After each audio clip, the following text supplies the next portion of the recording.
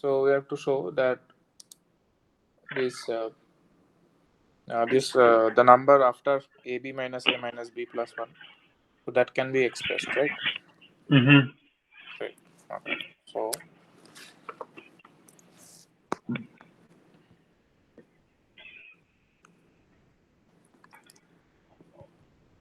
So here actually what you can do is you can take minus only. That is fine.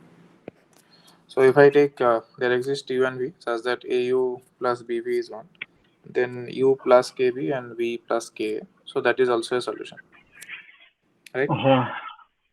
Right. So now Yes. if I substitute AU minus VB here as the instead of 1, then what you have is right. So this we have till now, right? Mm-hmm. Okay. So now the thing is, so from the equation AU minus BV equals to 1, we have BV equals to 1 or AU minus 1.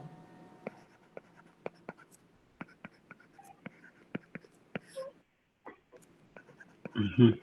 AU minus 1 by B, right? Okay. So this is strictly less than AU by B. So this is fine, right? Mm-hmm. And this is again less than A, right? Yeah. Right.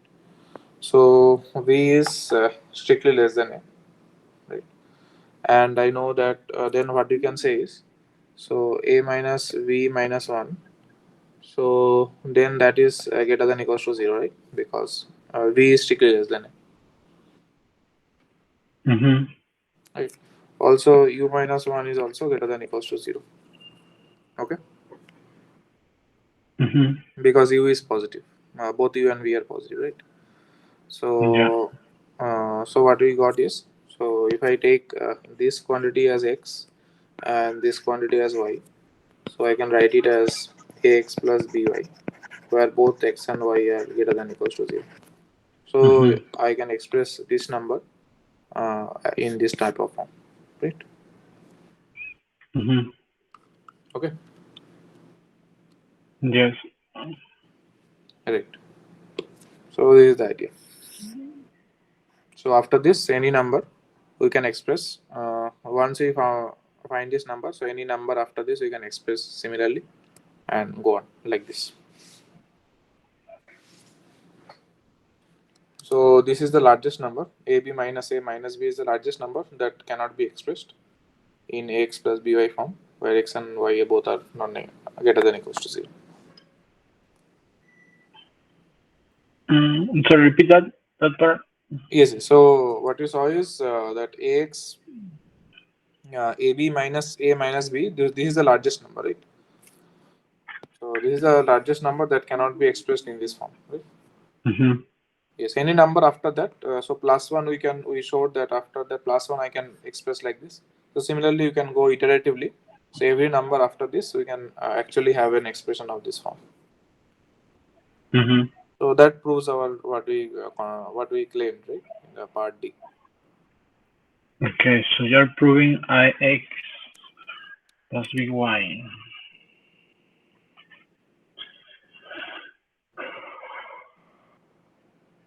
And that is because A U minus 1 is greater than 0.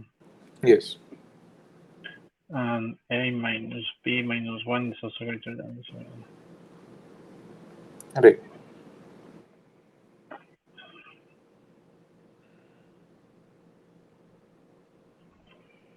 So there is no contradiction. That's why we can say it is safe. Right. So AB minus A minus B plus 1. So this number can be expressed. So similarly you can go like this. So you can again add plus 2 and so on. And the values from U and B, they go from where?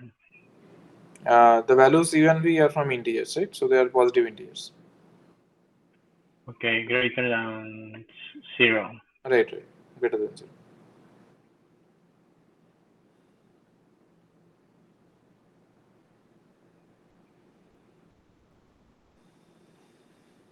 And A and B are also integers. A and B, yes, A and B are integers. A and B we have started right from A and B is given in the problem. So A and B are two co-prime integers. GCD of A and B is 1. But if A is 1 and B is 1, that will not satisfy the condition. Yes, still. A being 1 and V being 1, that will not work. No, that is not no. So because by Euclidean algorithm, I am saying that there exist integers U and B. So U and B we don't know explicitly, right? So once A and B is given, we can apply Euclidean algorithm to find U and B for that will work like this. So this is an existence, right? Yeah. So there must be just like one number.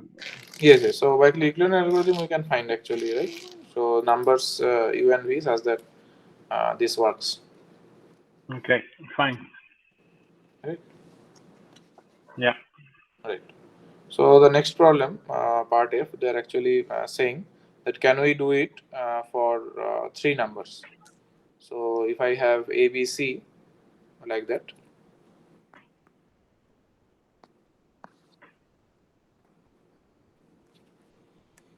so AX plus BY plus CZ. So if I want to find whether a single number can be expressed in this form where both all X, Y, Z these things are greater than equals to 0. So this is actually difficult. So this is we cannot use the previous method to uh, to do like this because for three terms it becomes difficult. So for example, we can try to look for this a particular example they have taken. So 10x 6x plus 10y plus 15z. So they are asking that what is the largest number that is not of the form where x, y, z are non-negative. So you can try few examples. So for example, of course, we have to start from 6. So 1, 2, 3, 4, 5 will not work. So 7 will also not work, right? Mhm. So what else will not work? So we have A, X, B, Y, and C, Z. Right. What is the largest number that is not of a form?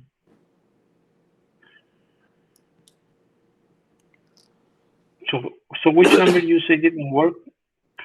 No. So I have to find. So suppose C is any number.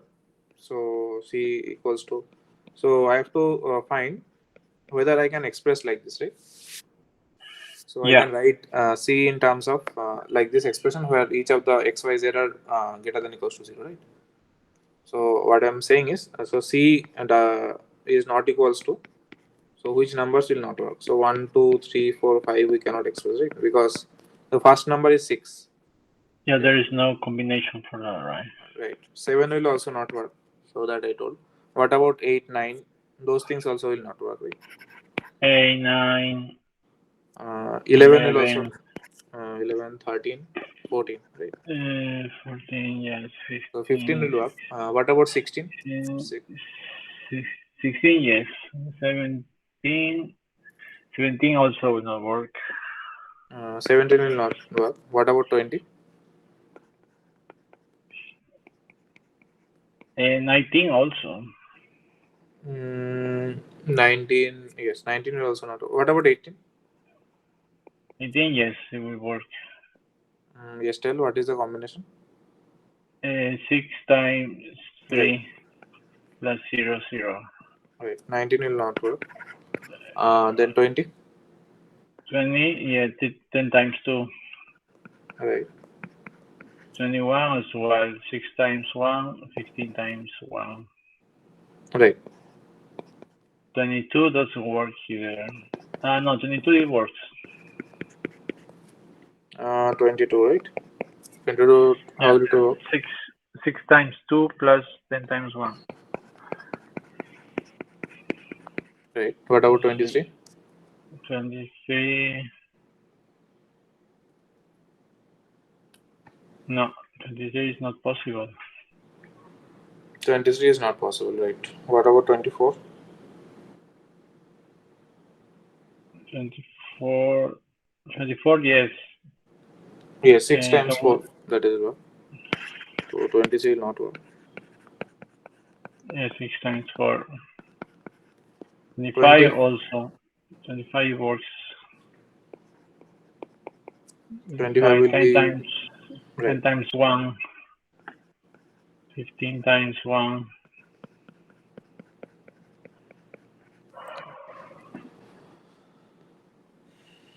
Six as well, but 27 I think would not work. Right.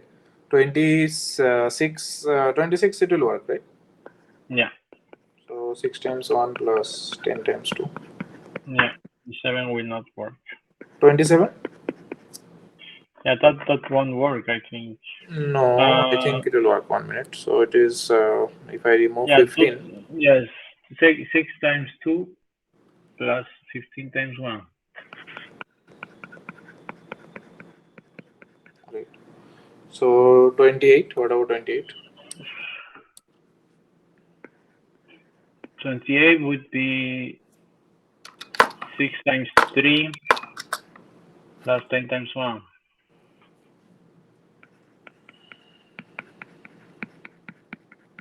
29 will not work. Yeah. Right. So I think 29. So because here also the same idea, right? What we did for the 3 case. So if I can get 6 consecutive numbers that is working, then we can apply the similar thing to the what we did in the previous one, right? Because we need 6 consecutive because 6 is the lowest one, right? Yes, but we didn't find that yet. Right. So but we have not still found 6 consecutive thing. So what about 30? 30, yes, 6 times 5. Right. 31. 31 would be 6 times 1, 10 times 1, 15 times 1. Right. 32 will also work, right? So it will Yeah, be 6 times 2, 10 times 2. right. 33. 33 would be 6 times 3, 15 times 1. Right. 34. I think it will work. Then 34 will be 1 minute. So it will be.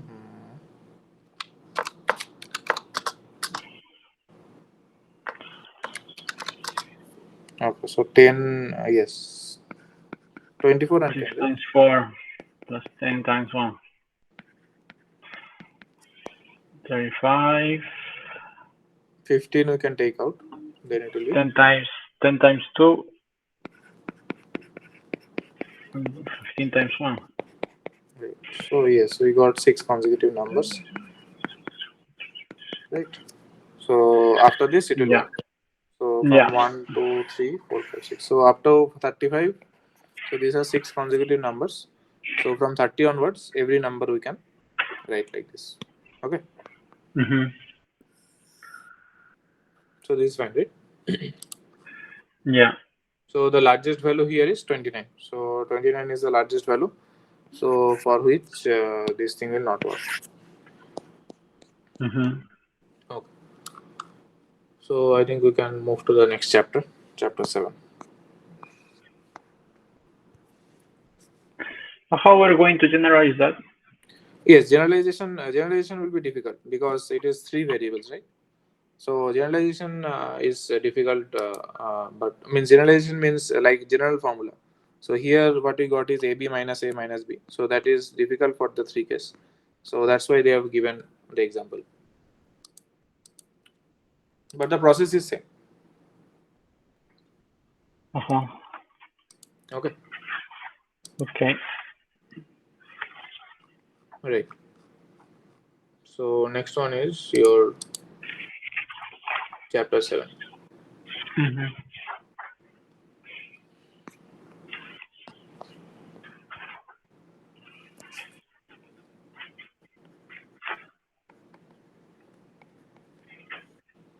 So chapter 7 is on factorization and fundamental theorem of arithmetic. So prime numbers, we know what is the definition, Divided by itself and right? 2. So only divisors are p, the number itself, and 1. Composite numbers, are numbers that has more than two factors, right? The one and the same number, it has more than two factors, Mm-hmm. so that is fine. Then what is we have is, okay. So first lemma that say they are saying. So they are saying that let p be a prime number,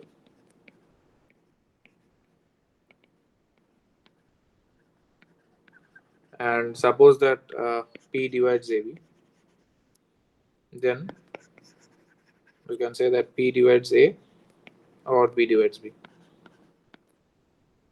Okay. Mm-hmm. Yeah. Okay. So how to prove it? So any idea how to prove it?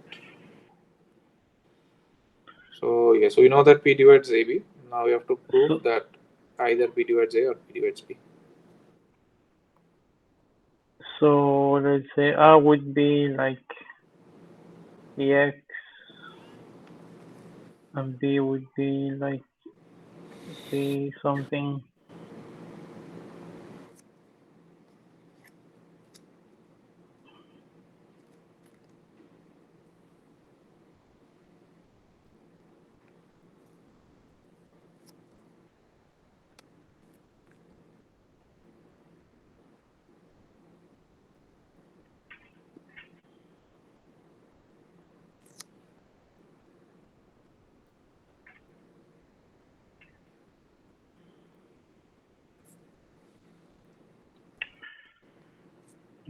So we know the GCD of this, GCD of, or do we know the GCD of no, this no, no. of this Other any other GCD? condition is not given. So only this much. So there is no condition on GCD of AB.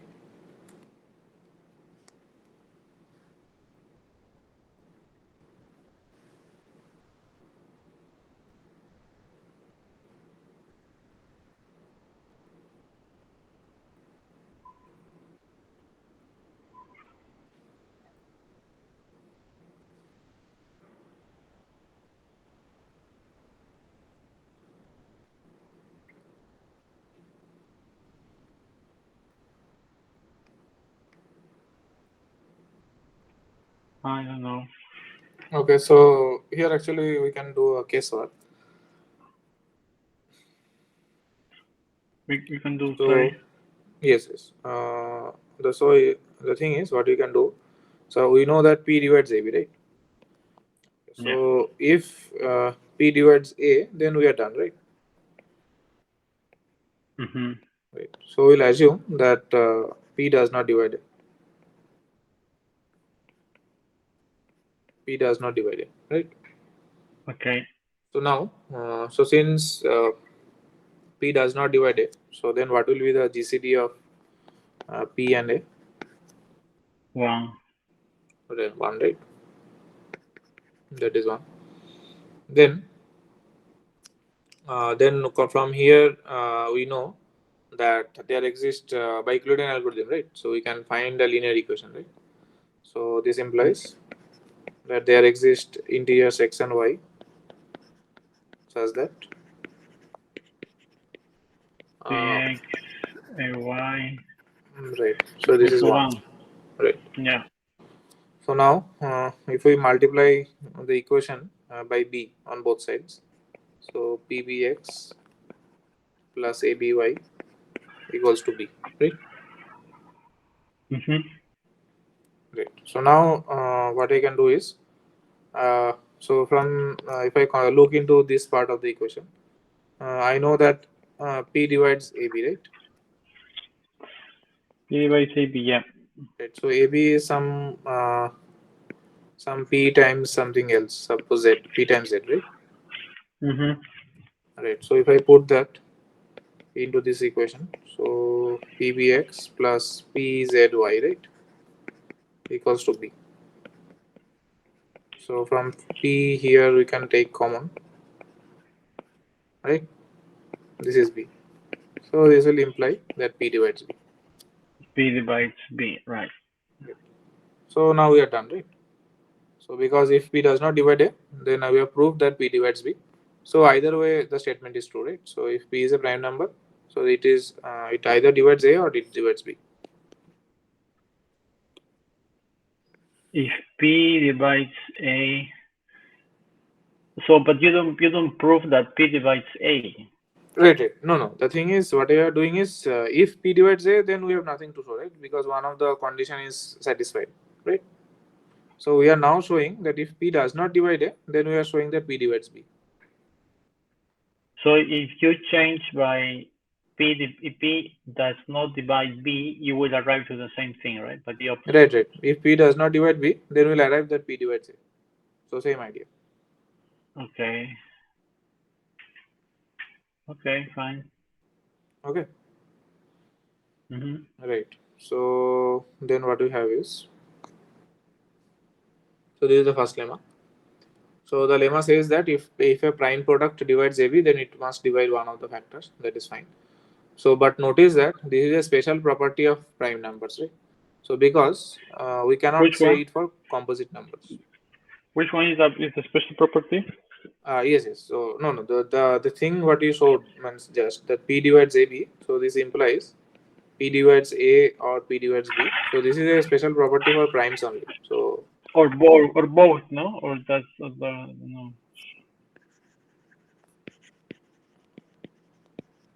yes, tell.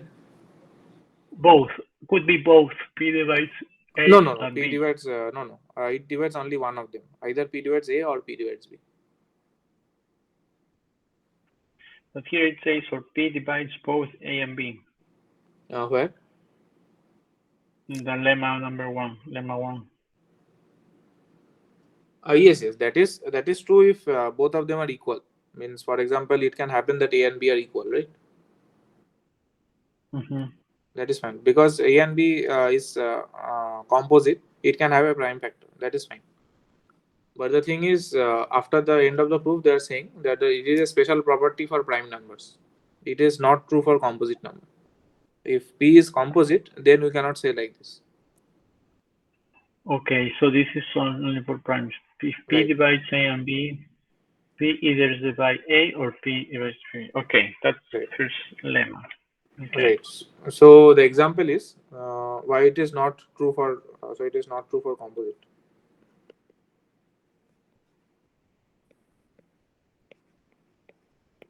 So example is you know that 6 divides 15 times 14, right? Mm-hmm. But 6 neither divides 15 or 6 neither divides 14. So when you say special for primes, A and B are primes. No. P is prime. So P special for so P is prime. Okay. Right. So and A and B are composite. A and B, yes. A and B are composite. No, A and B there is no restriction. A and B can be prime, can be composite. That is not a problem. There is no restriction on A and B. So that works only if P is a prime. Yes. That is So work in, only P is prime. so in this case, 6 is not a prime. That's why it doesn't work. Yes. 6 is not a prime. That's why it is not working. Okay. Right. So actually the thing what is happening is so 6 it is composite. So it can be right into 6 2 into 3, right? So actually Mm-hmm. 2 divides 14 and 3 divides 15. So as a total there is this is dividing. Right? Yeah. So but individually we cannot say like that. Fine. Yeah. Mm-hmm. Right.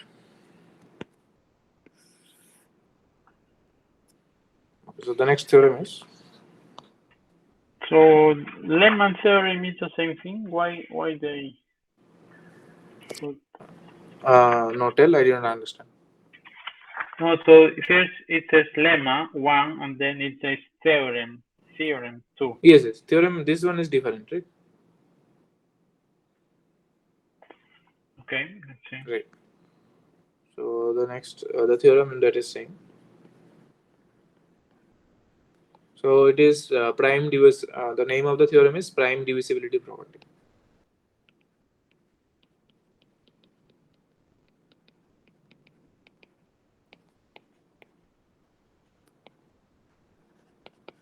Uh-huh. So the statement is, so let P be a prime number,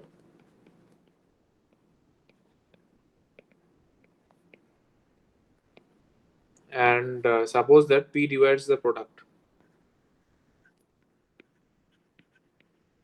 Suppose P divides A1, A2, the product of these are numbers, right? Then the statement of the theorem says that P divides at least one of them.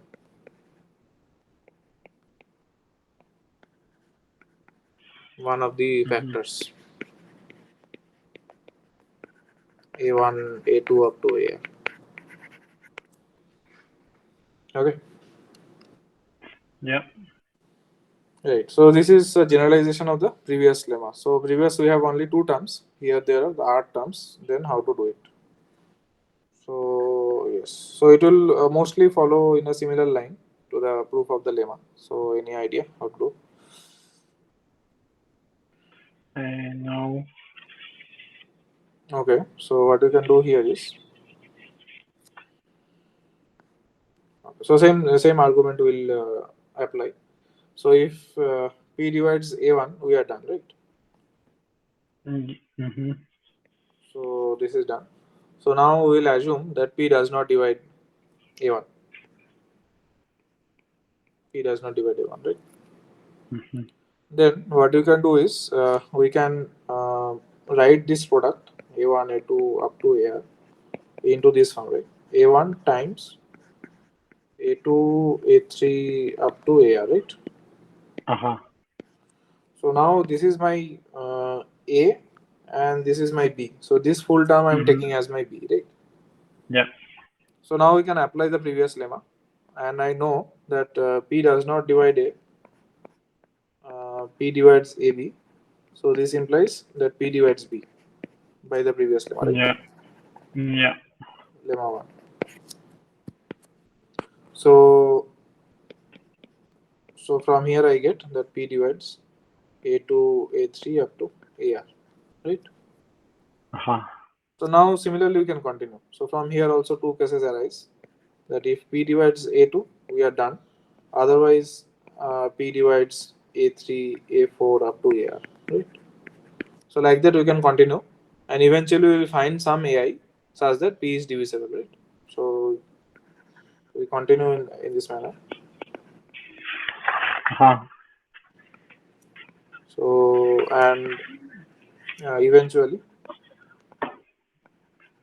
we find an AI where I lies between 1 and R such that P divides AI, right? Yeah. So that is what the statement asked, that at least one of the factors it must divide, right? Mm-hmm. Yeah. Okay. So next page, what they're saying is later in this chapter we are going to use the prime divisibility property to prove that every positive integer can be factored as product of prime numbers in essentially one way, right? Okay. Right. So next they are saying that unfortunately this important fact is so familiar to most readers that they will question why. Yes. So proof, we can say how to prove that, but before that, they are going to tell something more. So something called even number world, or they are defining something called E zone. So in this number only the even numbers exist. So they are defining a set E to be Mm-hmm. only those integers that are even. So it's -8, -6, -4, -2, 0, 2, 4, 6, and so on. So this is the set of even numbers.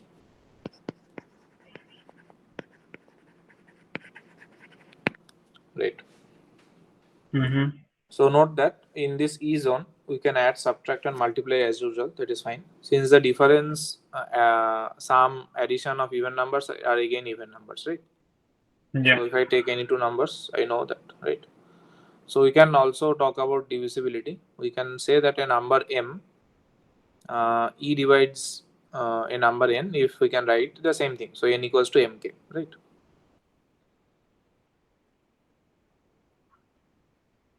So, but here is one restriction is there. So the restriction is, so for example, I know that, okay, let me write down. So n, E divides m. Okay, other way around they are writing. So m E divides n. So this implies, so there exists k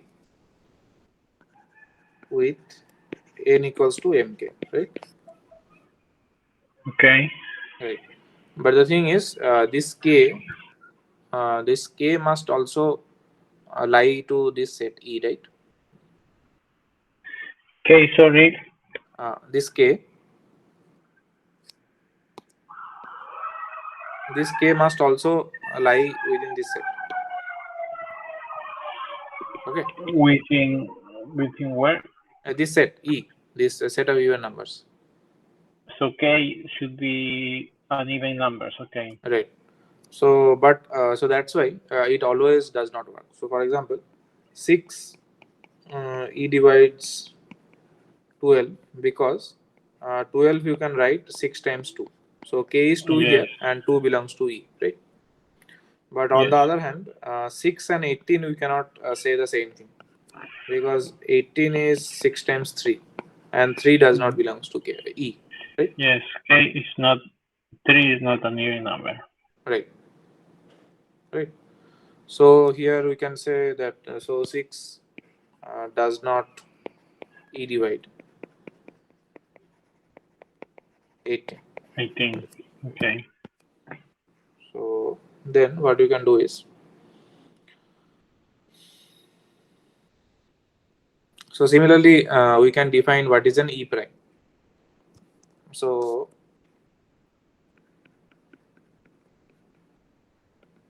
E prime. So what is saying that we can say an even number P is an E prime.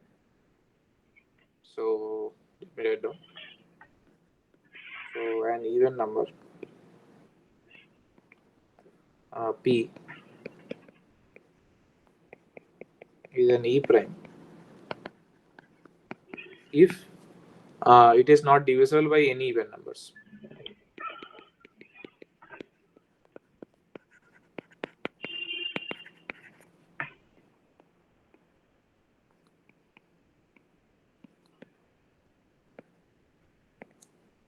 So what does it mean? So it means that so it is an even number, right? Because we are coming from the set E, Okay. right?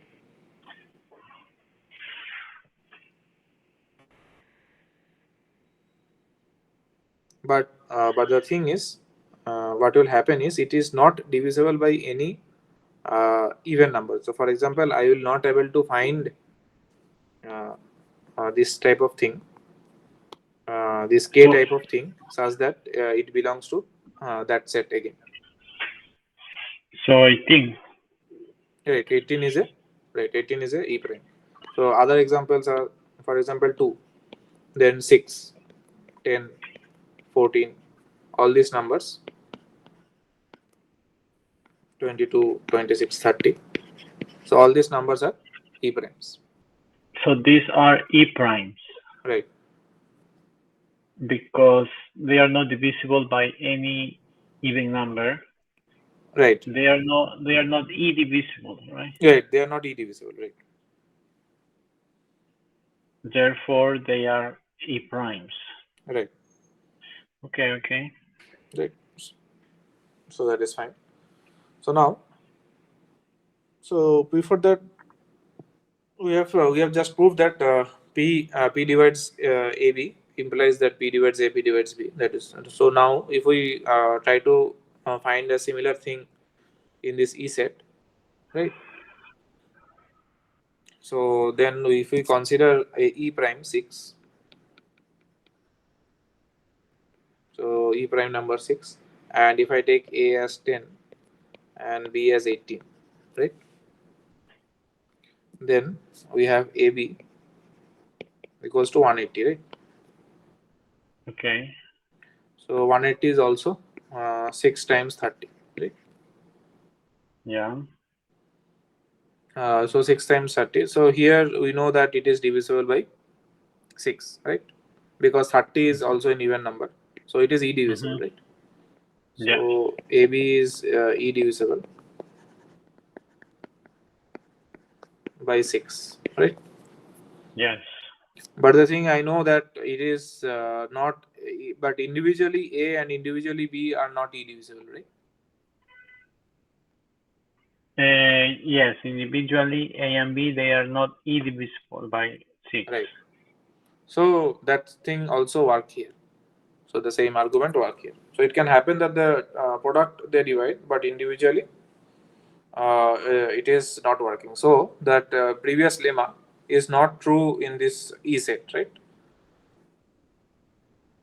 Okay. So So the lemma number 1, right, that P divides, if P divides A AB, multiply B, right, therefore P must divide either A or B. So that is not what's happening here.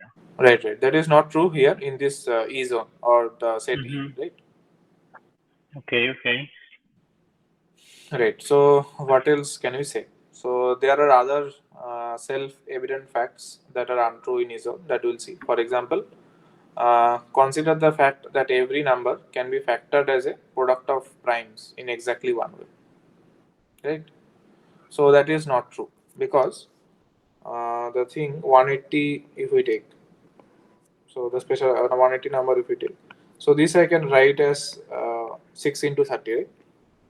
Uh-huh. That is a valid factorization because both are e primes, right? So 30 is 66 is also a prime, 30 is also a prime, right? Uh-huh. And we can write it as 10 into 18 also, right? So these are also Yeah. prime, 10 and 18. So we can actually show an example where the prime factorization is not unique, right? So when is unique the factorization? No, unique. No, uniqueness. Uniqueness means if I can express this 180 as a product of primes or product of prime powers in only one way. So that is the uniqueness, right? But that property holds true for which numbers? No, that is true for the usual our integers. When we have both odd numbers and even numbers, everything when we have. Okay, but that's not the case for E Right. So prime. that is not true for this. So that their main objective of this chapter means this notion is to show that there are set where that property fails. So this is Mm-hmm. an example. Yeah. So 180 can be written in two different ways. So the uniqueness failed, right? So Uh-huh. even we can write it in a third way also, 2 into 90. So you can check that 90 is also and prime, Yeah. right? So that is to give an idea that why unique factorization is not so obvious. So that's why they showed it. Fine. Okay. Can you just put it there that it's not possible to, so lemma 1 does not work, and also unique factorization does not Yes, work either. that Just is not put work. it there. Yes. Just make notes. Just put it there to have Okay, it in okay, the notes. okay. I'll write it down. So here is so lemma one does not work Mm. in E zone, and the second point is unique prime factorization.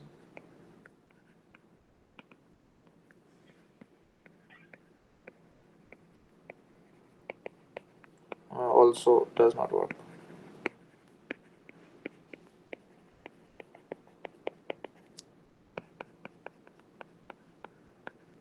Right? Okay, so we didn't put anywhere that any integer is unique prime factorization. Yes, yes. That is the next thing we are doing. That is what? The next theorem, the theorem 3 is saying. So the fundamental theorem of arithmetic. So that is that theorem. Okay, okay, Right? okay. So that is the next theorem.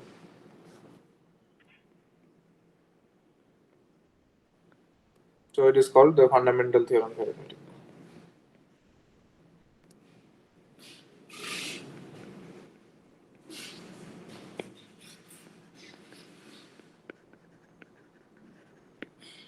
Right. So it says that any integer that is greater than equals to 2. So every integer n greater than equals to 2 can be factored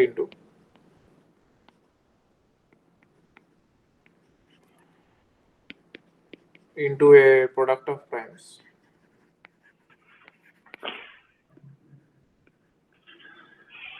Okay. So for example, it is p1, p2 up to pr in exactly one way.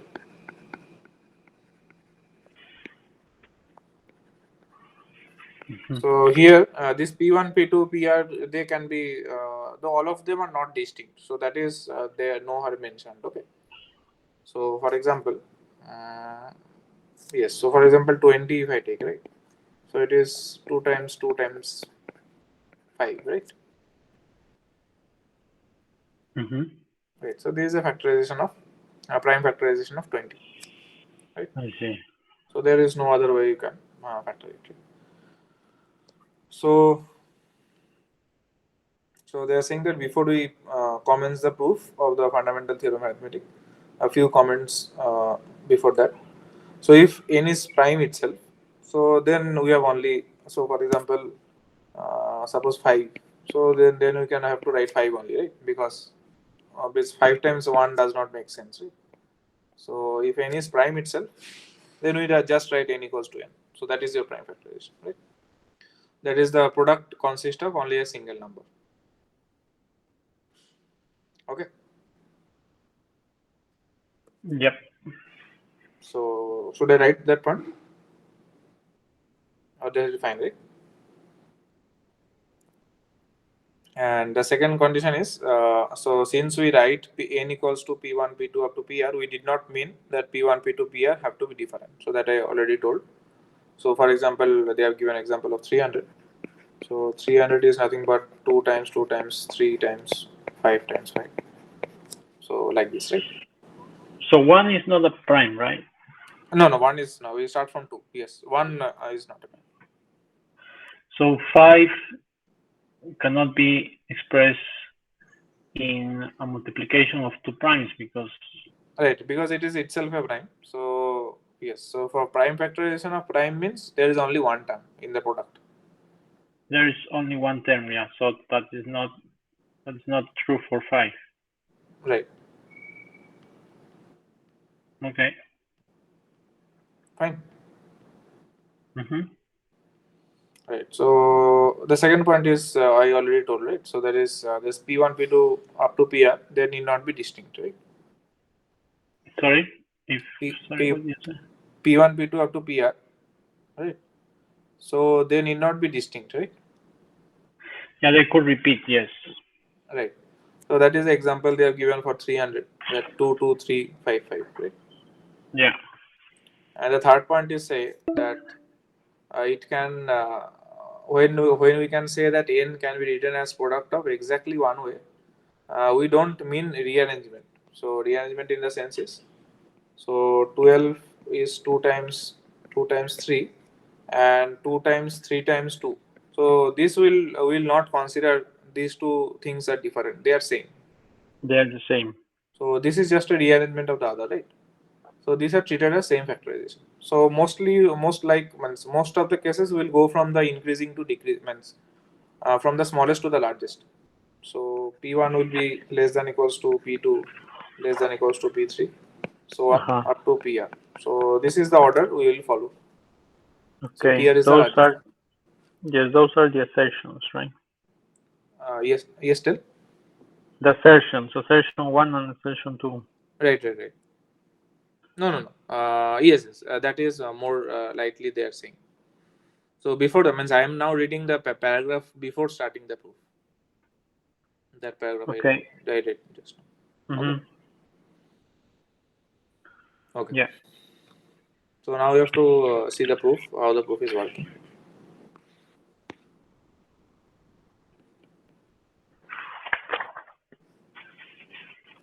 Yes. So in the proof, they are saying that the fundamental theorem of arithmetic consists of two assertions. So the first one is the number n can be factored into product of primes in some way.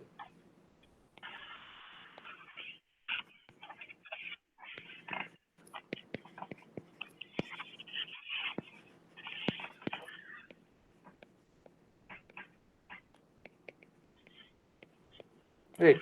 Means before showing uniqueness, means the statement says that it can be factored into a product of prime in a exactly one, right? So before showing that it is unique, first we have to show at least that such a factorization exists, right? So that is the first point, right? Mm-hmm. So that is the first we are trying to show. So we'll use induction to prove this. Sorry. So we'll use induction. Induction. Okay. So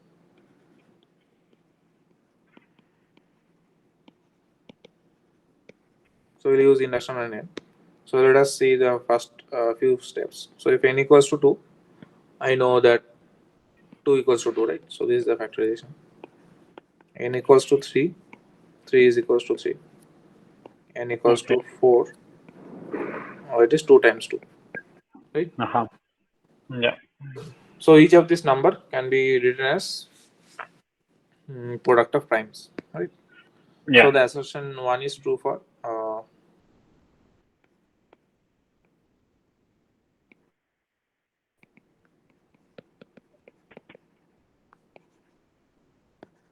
n equals to 2, 3, and 4. So this is you can consider as the base step, right? So now we can apply the induction hypothesis. So we suppose that it is true for every number up to capital N. So now we suppose that we have verified 1 is true for every n up to some number, and we say it capital N. Okay. Mm-hmm. So every n that is less than equals to capital N can be factored into product of primes. So this is our induction hypothesis, right? Suppose that we have one is true for every n up to some number n. Right. So this is how we Okay. prove induction, right? Okay. Okay. So we assume up to capital N, and now we prove for n plus 1, right? Mm-hmm. So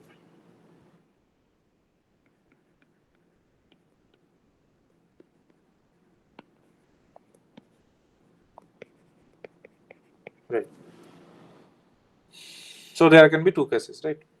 So first case is this is prime, right? And second case Mm-hmm. is this n plus 1 is composite. So the first case is automatically done. So if n plus 1 is already prime, then it is own prime factorization. So we have nothing to prove, right? Mm-hmm. So if n plus 1 is prime, so in which case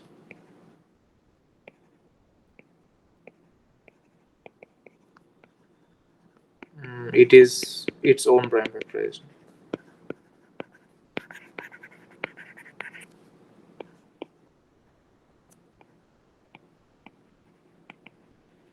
So now we'll see what happens if n is composite. Okay. So if n is composite, I know that so there exist n1, n2, two integers, such that I can write it as n1 times n2, right? Multiplication. Okay. Right, where this n1 and n2, both of them lies between 2 and n, right? Mm-hmm. So now since both of them lies are less than equal to n, I know that by induction hypothesis, the assertion 1 is true for n1 and n2, right? Mm-hmm. Right. So,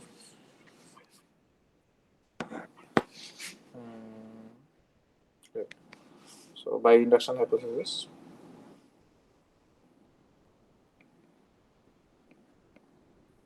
n1 and n2 are less than equals to n.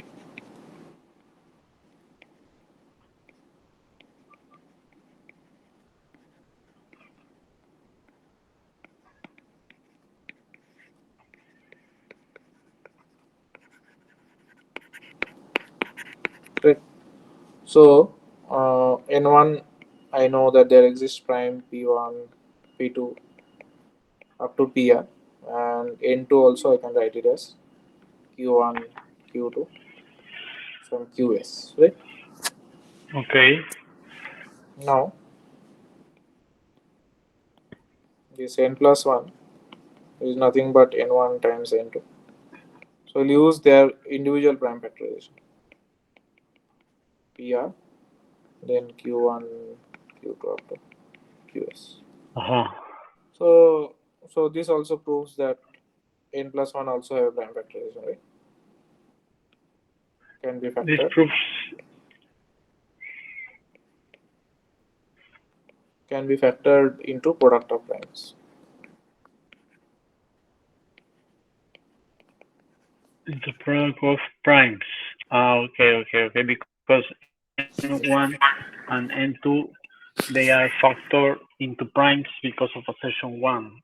Right, And if you multiply n1 by n2, they are already primes. right, They are already they are already factors, prime factors. right. Mm-hmm. Okay. Fine. Mm-hmm. So so this implies that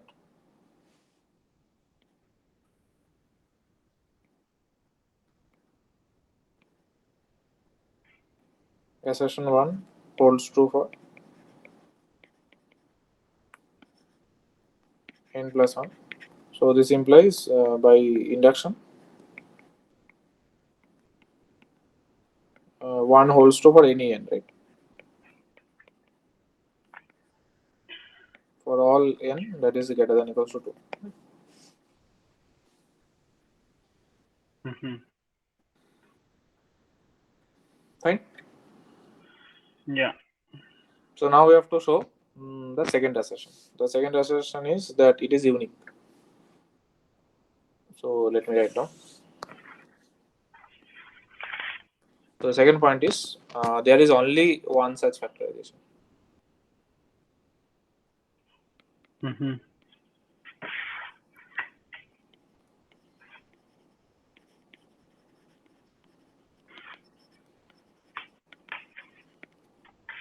Okay. So what you can do is, so we can use contradiction, right? So contradiction sense, we assume that suppose we can factor into two ways. So Into two different prime factors. right. So suppose that we are able to factor n as product of primes in two ways. Right. So suppose n equals to p1, p2 up to pr, and is q1, q2 up to qs. So note that they are not rearrangement of others, right? So that we have already taken care. That rearrangement we don't mean rearrangement, right? So they are different prime factorization, right? Different factorization, yeah.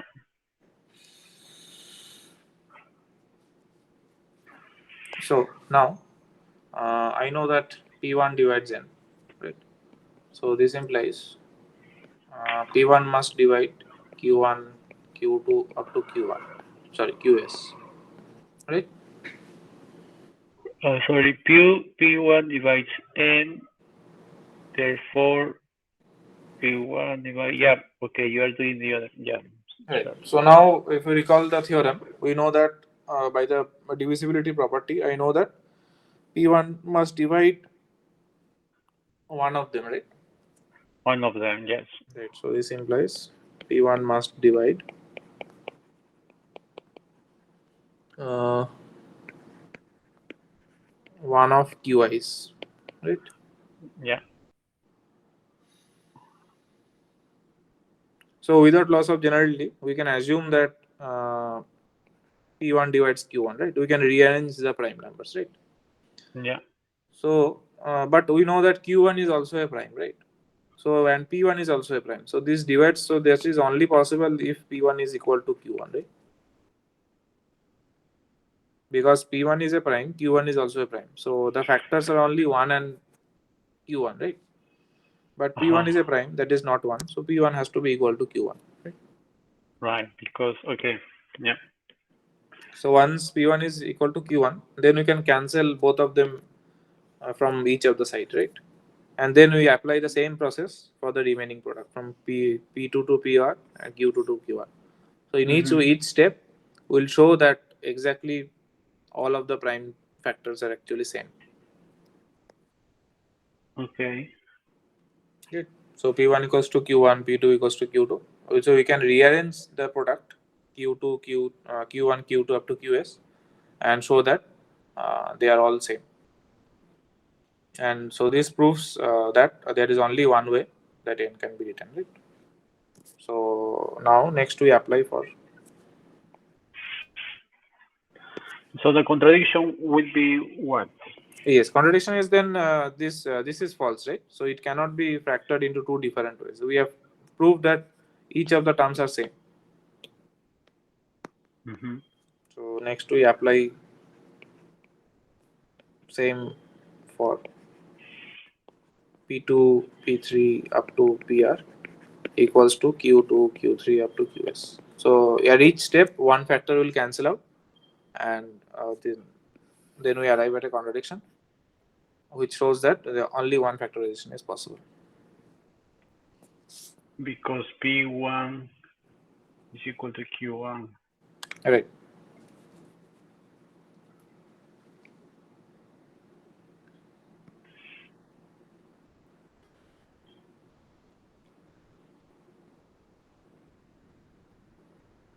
Okay. Fine. Mm-hmm. Right. So I think today we'll stop here then. Okay, thank you. Okay. Bye. Okay, bye-bye.